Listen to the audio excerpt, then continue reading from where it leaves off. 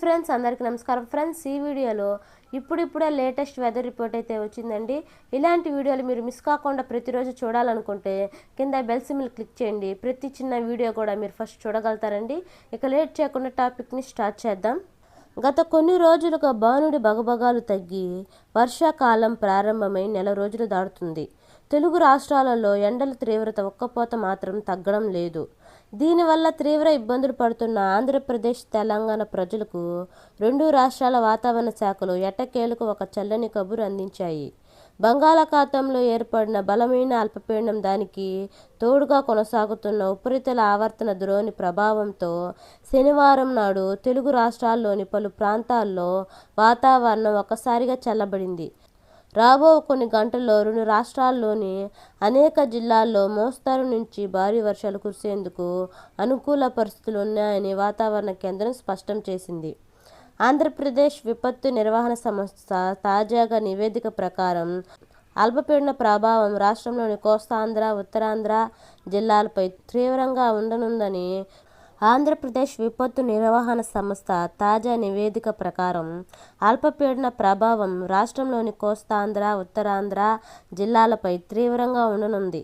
ముఖ్యంగా విజయనగరం, పార్వతీపురం, మన్యం, అల్లూరి సీతారామరాజు జిల్లా, అంబేద్కర్ కోనసీమ, తూర్పు గోదావరి, పశ్చిమ గోదావరి జిల్లాల్లో భారీ నుంచి అతి భారీ వర్షాలు కురిసే అవకాశం ఉందని, వీటితో పాటు ఏలూరు, కృష్ణా, ఎన్టీఆర్, గుంటూరు జిల్లాల్లో కూడా మోస్తరు నుంచి ఉరుములతో కూడిన భారీ వానలు పడతాయని అధికారులు హెచ్చరించారు. వర్షం పడే సమయంలో ప్రజలు అప్రమత్తంగా ఉండాలని, చెట్ల కింద లేదా బలహీనమైన నిర్మాణాల వద్ద ఆశ్రయం పొందవద్దని సూచించారు. ఈ అల్పపీడన ప్రభావంతో కేవలం వర్షాలు మాత్రమే కాకుండా కోస్తా తీరం వెంబడి ఈదురు గాలులు కూడా బలంగా వీనున్నాయి.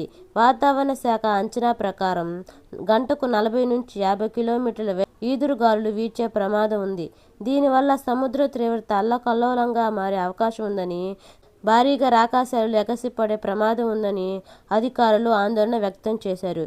ఈ నేపథ్యంలో మత్స్యకారులు ఎవరూ కూడా చేపల వేటకు వెళ్లకూడదని వాతావరణ అధికారులు హెచ్చరించారు.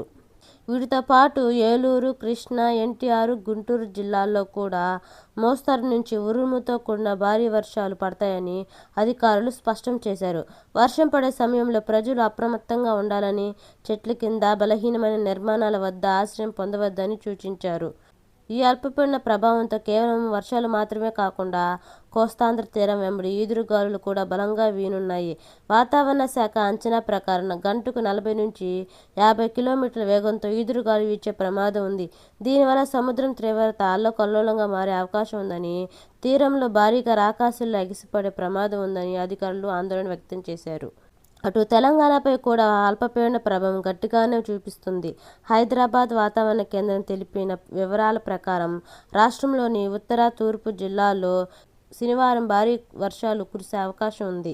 ముఖ్యంగా ఆసిఫాబాద్, మంచిర్యాల, జయశంకర్, భూపాలపల్లి, ములుగు, భద్రాద్రి కొత్తగూడెం, వరంగల్, హనుమకొండ, జనగాం, సిద్దిపేట, మెదక్, కామారెడ్డి జిల్లాల్లో భారీ వర్షాలు పడతాయని వాతావరణ శాఖ స్పష్టం చేసింది.